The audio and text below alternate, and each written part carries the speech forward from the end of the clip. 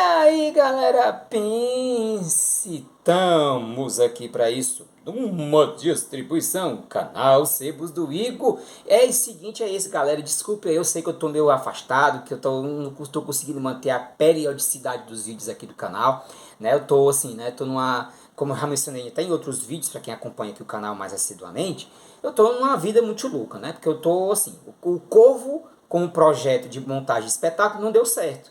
Então agora eu estou em outras montagens. Eu vou ser o Aladim, né, de uma nova montagem de uma grande companhia de teatro aqui de Fortaleza. Vou também trabalhar em um outro espetáculo que é o Pinóquio. Então vou estar e estou já muito nessa correria, mas eu não vou mentir para vocês que isso não me desanima para continuar o canal, não. Pelo contrário, me anima muito porque eu estou muito feliz da gente estar chegando aí nos 1.000 inscritos.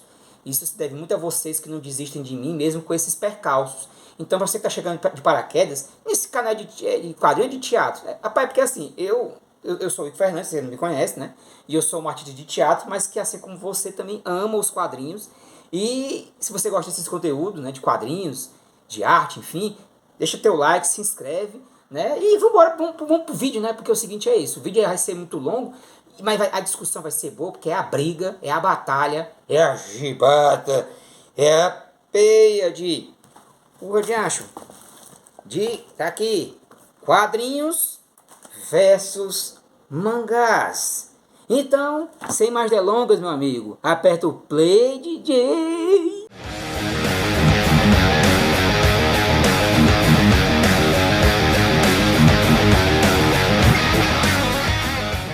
Mas muito bem, senhoras e senhores, vamos sem mais delongas nessa situação muito conflitante que é realmente os mangás versus os quadrinhos. Tem muitas coisas para se implicar sobre essa batalha dos dois, né?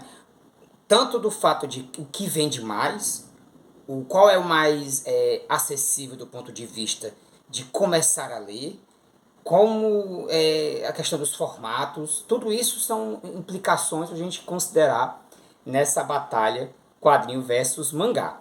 Esse foi também um assunto de um dos bate-papos que tanto eu, né, como o canal Sebos do Igor, como o Hugo Leonardo, do canal na Prateleira Bonelli, né, porque tem um outro canal aqui de um amigo meu que eu acompanho que o nome é quase parecido.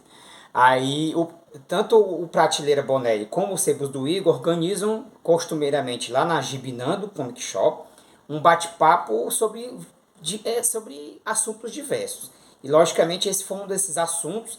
E aí eu pensei, cara, por que não trazer também para cá, para eu também dar os meus caroços de arroz e ainda alimentar um pouco essa ideia, porque eu achei esse tema formidável, né? Pena que ele não foi tão bem explorado no bate-papo, mas eu acho que talvez aqui a gente possa trazer mais coisas interessantes. Uma das coisas talvez para a gente considerar é a origem dos dois, que querendo ou não, a gente tem nomes diferentes para coisa, mas verdade seja dita, vou até pegar aqui uns para ilustrar aqui, né, enquanto eu falo, né, verdade seja dita, pegar aqui até um original e um fake, aí inclusive, eu estou pegando aqui um ensejo, né? Vai ter vídeo sobre facsímile. Esse aqui é um facsímile que eu ganhei de presente do amigo Hugo Leonardo. Um grande abraço, meu amigo, que sempre me ajuda aqui no canal também, desde sempre. E aqui é um mangá original japonês, viu? Ou seja, não sei nem o que está escrito aqui. Quer dizer, eu sei que eu li a tradução. Mas enfim. Então, o que acontece? Nessa bagunça entre quadrinho versus mangá, o que a gente pode considerar a priori é que a origem dos dois é praticamente a mesma, sem falar no fato de que assim, os dois são a mesma coisa. Basicamente são quadrinhos. Mas os americanos, eles têm um nome muito curioso, né? Que eles são também chamados de comics. Por isso, muitas vezes, você tem ali a próprio nome das lojas especializadas, teria o nome de comic shop, comic store. Por que comic, né? Comics. Porque tem uma questão atrelada com os quadrinhos também, muitas vezes antes da era dos super-heróis, serem atribuídos a o lado mesmo da própria entretenimento deles, né? Os quadrinhos de super-heróis surgiram como uma propaganda, muitas vezes propaganda política e de guerra, né? Durante o período da guerra, mas os quadrinhos antes dos quadrinhos de super-heróis não. Eles muitas vezes eles estavam ou trazendo uma nova abordagem para as histórias que eram publicadas nas revistas pulps, né? Que eram revistas que eram também descartáveis, ou eram muitas vezes histórias que eram publicadas em tirinhas de jornal, que tinham com o intuito de divertir as pessoas. Eram histórias engraçadas, eram histórias com situações bem cabulosas. Então, muitas vezes, esse nome comics foi atribuído ou o nome comics ou o nome funny, né, que é, enfim, né, traduzindo é a mesma, praticamente a mesma coisa, que é divertimento, engraçado, coisas desse tipo. Não sou também muito bom em inglês, não, mas quem souber também melhor do que eu, pode contribuir que vai ser uma maravilha. E aí o que é que acontece? O comics americano, o quadrinho americano, ele também foi depois investindo em outros tipos de história. Histórias de investigação, histórias de heróis, né? Aí você tem o Fantasma, você tem o Sombra, você tem o Tarzan, você tem o Conan, que mais? Você tem, enfim, histórias sérias, histórias engraçadas, porque e aí continuou o nome comics. E aí você pode até se perguntar, ué, mas se não eram histórias necessariamente engraçadas, por que continuar com o nome comics, né? Porque aqui no Brasil você tem muitos sinônimos para isso, né? Mas vamos chegar lá. O fato é que comics, vindo de comédia, também muitas vezes a palavra comédia não é necessariamente também um sinônimo do gênero em si, mas também pode ser um sinônimo de algo mais ligado a arte, a própria palavra arte, né? Por exemplo, você tem o comediante, né? Você tem um livro chamado O Paradoxo do Comediante. Olha aí, aqui também é outras culturas, viu, nesse canal. E o Paradoxo do Comediante não quer dizer que é um livro sobre o ator que faz comédia, mas o comediante era um sinônimo da palavra ator. Isso ainda era muito em folga, inclusive na década de 60, década de 70, por aí vai. Até você usar a palavra ator ou outras palavras que hoje em dia são usadas. Então, você também tem isso também atribuído aos quadrinhos. Ou seja, os comics nunca deixaram de ser comics só porque mudavam o seu gênero. E onde é que eu estou querendo chegar com isso? Aqui no Brasil, por exemplo, a gente tem muitos sinônimos para isso. Um deles é a palavra gibi. E aí muitos de nós sabemos, mas você que não sabe, o gibi era uma revista publicada pela antiga RGE, que agora é a Editora Globo, que inclusive, vou pegar aqui para ilustrar, vou pegar só para ilustrar, tá? Porque aqui já tá com o selo da Editora Globo. Aí a Editora Globo, na época, a RGE, publicava uma revista chamada O Gibi, que tinha um garoto negro na capa, bem aqui no cantinho, igual tá o menino maluquinho. E esse menino é que era o Gibi. E aí a palavra significava menino negro, menino danado, ou alguma coisa desse tipo. Mas a verdade é que o nome Gibi da revista foi virando sinônimo de quadrinhos.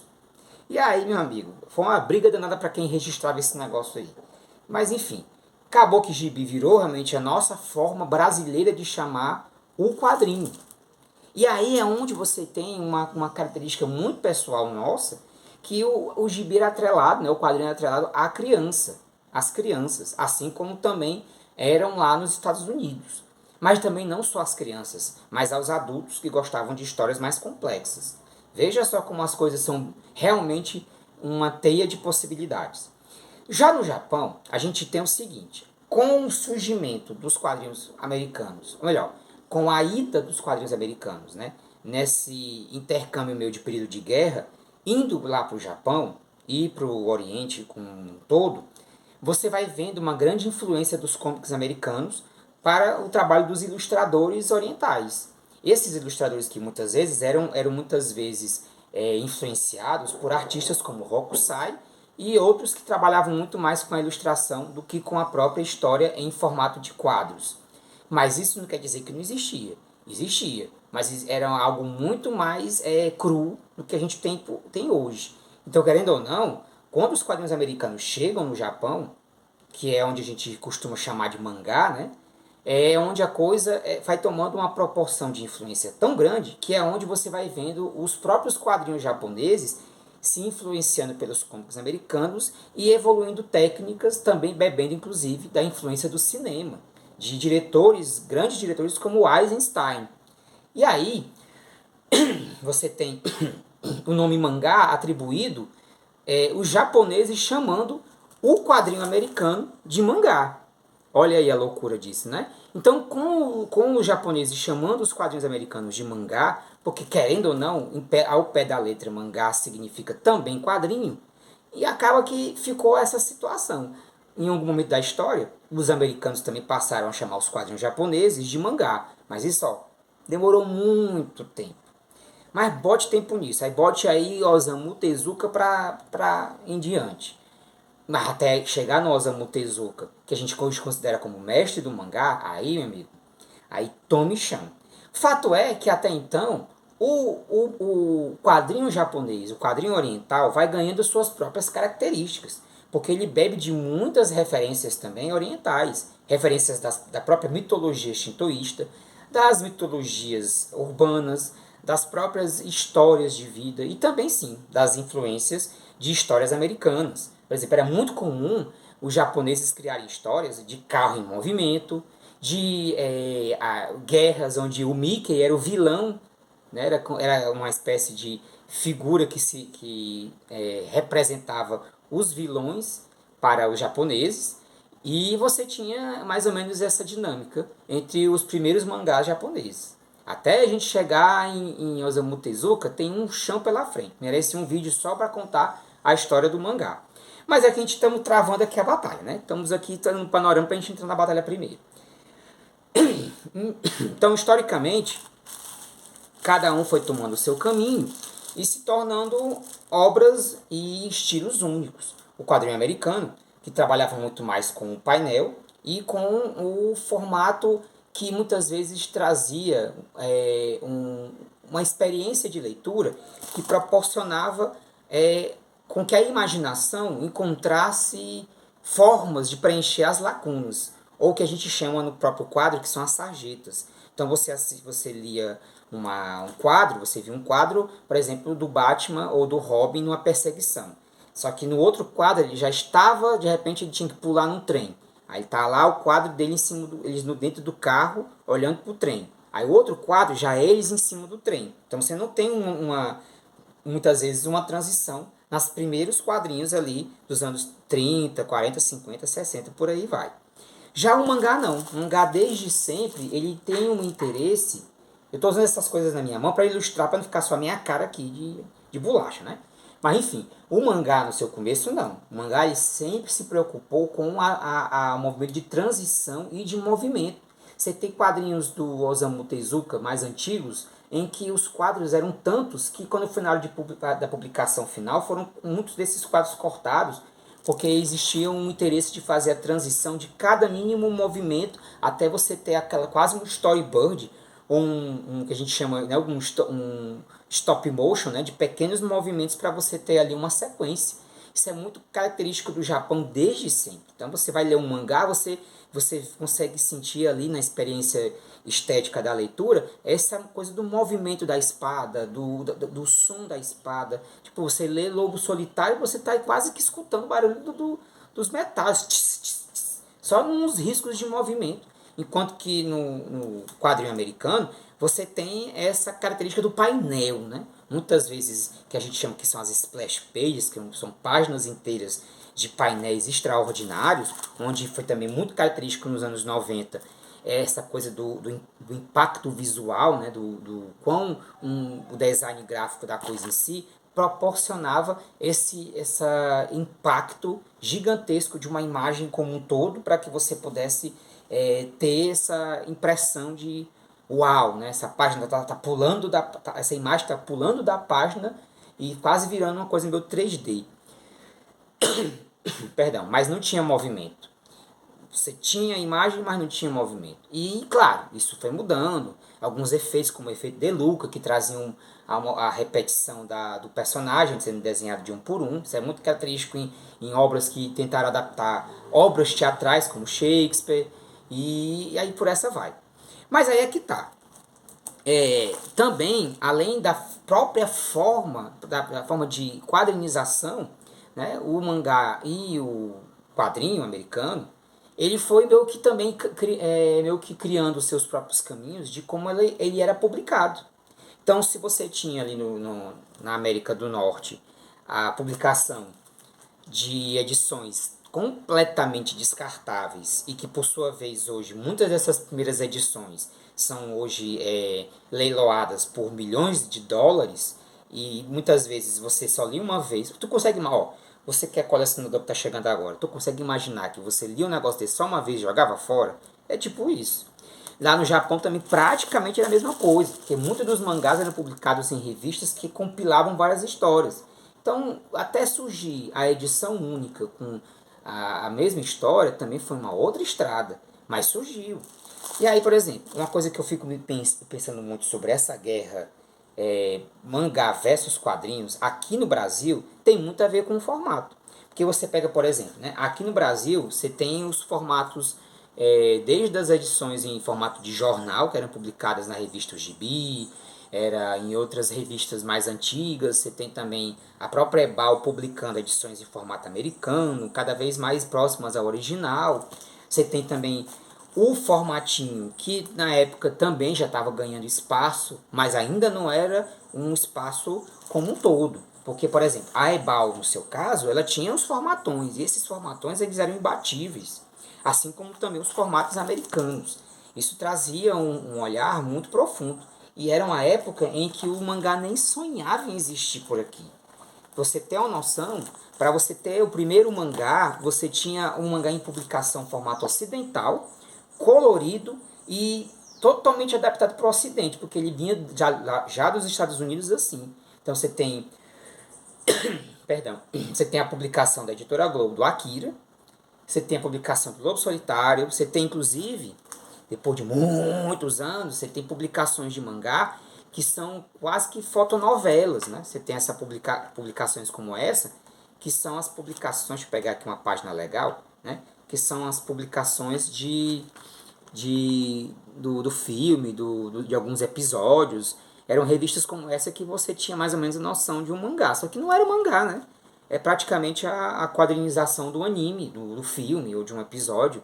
Então era muito doido. Até mesmo quando tinha um traço mais oriental, ainda era em formato ocidental de leitura, que é esse formato mais comum a nós ocidentais.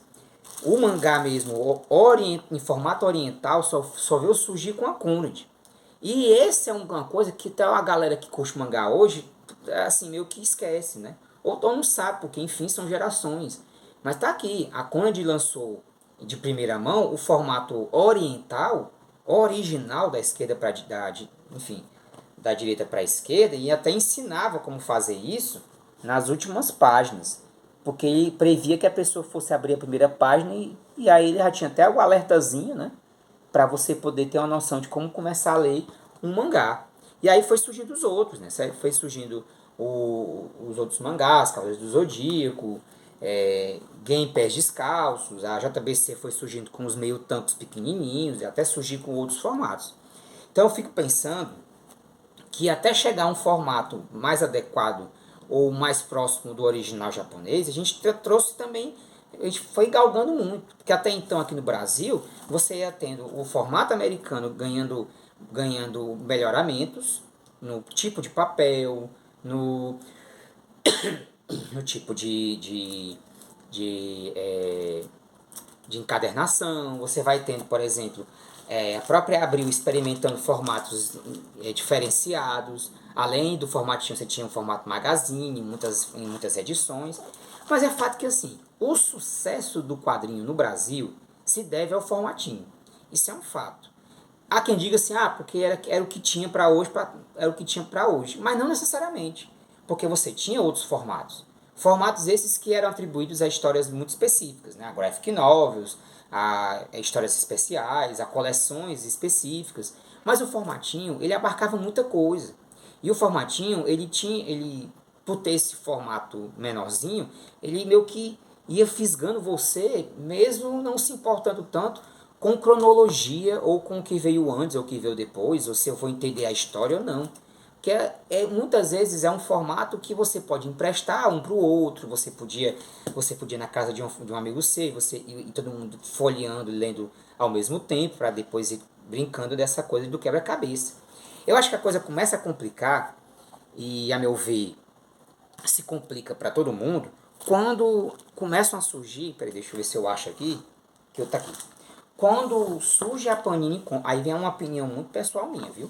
Quando surge a Panini Comics com mensais mais, digamos, incrementadas do que as mensais anteriores à Panini, é onde o negócio começa a ficar meio complicado. Que aí você vai ter mensais de R$ 39,90, R$ 26,90 e aí por essa vai. Então isso eu acho que é um fator que, na minha opinião, pesa muito. Porque o mangá, em formato original, tankobon, ele vai se mantendo em um preço mais acessível e vai ganhando espaço no mercado para atrair os leitores que querem começar a ler e que não tinham mais condições de ter essa dinâmica de. Deixa eu tocar gachete muito atacado. Vocês me desculpem esse tof-tof, viu? Então, assim, com essa dinâmica de mangás com preço ainda se mantendo em um preço acessível, mesmo tendo muitas vezes o papel jornal de baixa qualidade, ainda assim, você não tendo mais aquela dinâmica dos clubes de quadrinhos das pessoas se encontrando para poder ler juntos os quadrinhos uns dos outros, porque, enfim, você vai tendo aí o mercado do colecionador. E o mercado do colecionador, ele pega muito para a pessoa gostar de quadrinhos. Porque o mercado do colecionador, ele aumenta o preço do gibi, em contrapartida dando ao quadrinheiro um quadrinho de alta qualidade, de capa dura, papel crochê, compilando histórias inteiras, fases inteiras, e que por sua vez você começa a ficar, claro, né, como todo colecionador, com as suas manias, ciúmes enfim, coisas que impedem você de simplesmente emprestar ou de fazer essa dinâmica que acontecia muito naturalmente com os formatinhos. Então você tem também isso acontecendo com o mangá, mas o mangá, mesmo tendo um formato de luxo acompanhando também o formato do quadrinho, você tem um mangá também mantendo um preço relativamente acessível, mas também está começando a ficar caro. Então você tem formatos que vão dando metade metade, né? Vão te dando uma capa dura, mais um tipo de página que não é de tanta boa qualidade assim. Porém, vai te dando uma sensação de que você, como um otaku amante dos mangás, não fica se sentindo perdendo para a galera que gosta de quadrinhos. Porque aí você tem, por exemplo, os one shot, que são quadrinhos de começo, meio e fim, também entrando na vibe de quadrinhos que também são histórias completas em uma única edição. Só que aí o conhecimento das duas coisas, ela vai ficando cada vez mais assim direcionada, porque você vai tendo muito acesso à informação de que vai ter muito, de que tem a impressão de que tem muito mais mangá com histórias únicas do que quadrinhos, justamente por causa dos formatos. Os formatos eles trazem essa impressão. E é difícil até de você poder debater e bater de frente por conta disso. Porque você pega, por exemplo, você pega uma edição dessa, né, que vem num pacote onde você tem que descobrir qual é a capa verdadeira, e aí aqui é a número um, então vai ter a número 2 e aí até a pessoa saber que ela pode ler isso aqui sem se preocupar, aí, meu amigo, tem Zé. Porque os personagens dessas histórias muitas vezes têm 80, 90, sabe? 60, 70 anos. Tem muita história. Para que o espírito de quebra-cabeça, que eu costumo chamar aqui no canal, né? Que é o espírito de quebra-cabeça, é aquela pessoa que tem aquele freevião, aquela vontade de realmente montar a sua cronologia. Até isso estimular um público mais jovem, aí tem reserva, meu parceiro. Porque assim, o mangá, ele não necessariamente ele se importa com a cronologia, o que é canon e o que não é. O povo do Ocidente, sim, se preocupa com cronologia e canon, inclusive no mangá. Mas o povo oriental não está nem aí. Inclusive também até o povo americano, né, o público americano, tem comprado mais mangás porque tem começado a gostar da brincadeira de não se importar mais com o que é canônico do que o que não é.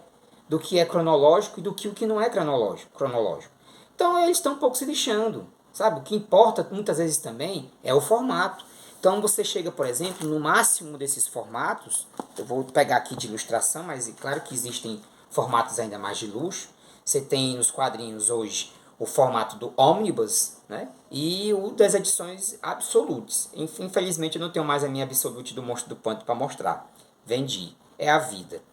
Ai, ai. Mas enfim, você vai desde as edições Absolutes, a edições de capa metálica, capa de couro, né? O mangá também não vai ficando atrás. Você vai tendo as edições Kazemban, que vão capa dura, papel crochê, alta gramatura. Você vai tendo as edições do mangá Monster, por exemplo, vem com fitilho, vem com cartão postal, vem com pôster, vem com... Então você vai vendo que assim, a escalada ela aumenta para os dois. E a dificuldade de compra também dificulta para os dois. Mas você vai tendo, por exemplo, o mercado informal. E a forma como o mercado informal vende o mangá e vende o quadrinho é completamente diferente. Porque se você tem, por um lado, a galera tacando a facada nos quadrinhos, por outro lado, a galera vai começando a meio que facilitar e vender em um preço mais acessível os mangás. E mesmo com a escalada dos mangás sendo vendidos mais caros do que o normal, ainda comparando com os quadrinhos, os mangás vão ganhando. Porque é muito difícil. Você é difícil encontrar um mangá, um Kazemban, seja lá de qual for a história, num preço legal, mas você tendo um pouquinho mais de paciência, você encontra. Agora, um quadrinho mais raro, um, eu não digo nem um ônibus, né? Mas talvez uma edição mais fechada. Por exemplo, você queria encontrar as duas outras dessa daqui. Nossa senhora, no preço acessível é quase impossível. Dá até a impressão de que elas estão mais raras do que alguns mangás. Isso não é verdade. Então, realmente, tanto o mercado formal e o mercado informal não facilitam muito para que o quadrinho ele seja mais acessível. E, ao meu ver, o mangá acaba ganhando por conta disso. Porque o mangá, apesar de tudo, ele é mais acessível que o quadrinho em todos esses aspectos que eu falei. O que eu acho uma pena, porque, querendo ou não, né, tá certo, eu vou colocar aqui o meu lado não imparcial, né? Meu lado mais. Eu vou escolher um lado, né? Eu escolheria os quadrinhos, porque os quadrinhos têm uma bagagem muito maior e também influenciaram o mangá. Mas eu não posso, a minha opinião só pessoal não é o suficiente. A realidade é que o mangá ele ganha de 10-0 do quadrinho por conta de todo um contexto. E esse contexto, ele é um contexto que pode acabar também piorando pro lado do mangá, viu? Já há alguns vídeos, inclusive, sobre Dragon Ball, Dragon Ball Super e sobre alguns outros mangás que têm algo parecido, onde acontece mudanças de autores, o criador original passa o bastão para outro e as franquias vão ficando maiores, podem fazer com que o universo dos mangás também acompanhe o universo dos quadrinhos. Então você tem, por exemplo, franquias como Cavaleiros do Zodíaco que estão completamente sucateadas com essa coisa de ter muitas obras de spin-off, obras que são muitas vezes nem sequer supervisionadas pelo próprio autor. Então, assim, os quadrinhos eles já passam por esse processo há muito tempo, onde você pode fazer o recorte da fase que você quiser. Não é à toa que, por exemplo, eu até entendo quando tem YouTubers que defendam edições como o Omnibus, que compilam fases inteiras, porque aí daqui você lê um bicho desse aqui, por mais difícil que seja ler do ponto de vista do conforto, você acaba lendo tudo. Tá aí, ó, você lê um busão desse aqui e pronto, acabou. Você não tem mais que se preocupar em ler A Morte e o Retorno do Superman. Ai, mas tem a revanche, o retorno do Apocalipse. Aí já são outras coisas. Mas do ponto de vista do que se propõe aquela fase, naquele formato, seja o ônibus ou seja uma edição definitiva, pronto, morreu Maria Preá. Você termina de ler e você diz, beleza, e agora para onde é que eu vou? E aí vai ser o que você quiser. Ou você lê um outro autor, uma outra fase, e aí você vai cafucando. O mangá ele não sofre tanto disso, porque o mangá ele tem essa coisa de que assim, por exemplo, se eu pego aqui a edição definitiva de Dragon Ball, termina em 34 volumes a fase clássica e o que o que a gente convencionou chamar de Dragon Ball Z. Pronto, morreu Maria Preá. Mas e Dragon Ball Super? Se você quiser ler Dragon Ball Super, você lê. Se você lê Dragon Ball para poder ter a noção de que é uma obra pioneira e tudo mais, pronto. As 34 edições, as 45 do Tankobon, resolveu o seu problema. Agora, se você realmente ama Dragon Ball, você vai para Dragon Ball Super, vai para outras one-shots e edições spin-off que tem de Dragon Ball hoje e que vão aumentar cada vez mais. Assim pode acontecer com grandes mangás hoje que são os mais vendidos do Japão, a exemplo de Boruto, My Hero Academia, One Piece e assim por essa vai. Mas ainda assim, os mangakas estão segurando a onda para manter as suas histórias mais curtas. A exemplo de Demon Slayer, Jujutsu no Kaisen, Kaijin, Chainsaw Man e assim por essa vai. O quadrinho ele tem uma tendência muito grande de perder espaço no mercado, se ele não procurar uma forma de se renovar. E aí fica a pergunta, será que um dia o quadrinho vai conseguir vencer o mangá nesse contexto que o mangá está indo? E outra, será que o mangá vai acabar indo na direção dos quadrinhos e também entrando em um caos de publicações, formatos e a longevidade dos mangás pode acabar atrapalhando o seu favoritismo no mercado? Enfim, essas e outras perguntas vamos respondendo junto, eu e você nos comentários e a gente conversando, mesmo que seja nesse formato à distância, para que quem sabe um dia esse bate-papo volte. Então, eita, esse vídeo ficou muito grande, eu espero que você consiga vir até o final e que eu tenha trazido uma dinâmica interessante para esse momento. E você que chegou até o final, muito obrigado a você, que sempre aguenta esse rojão e sempre segura essa onda. Então, tenham um bom domingo, uma boa semana, fique com Deus e até a próxima, que seja breve, Igor Fernandes. Pense.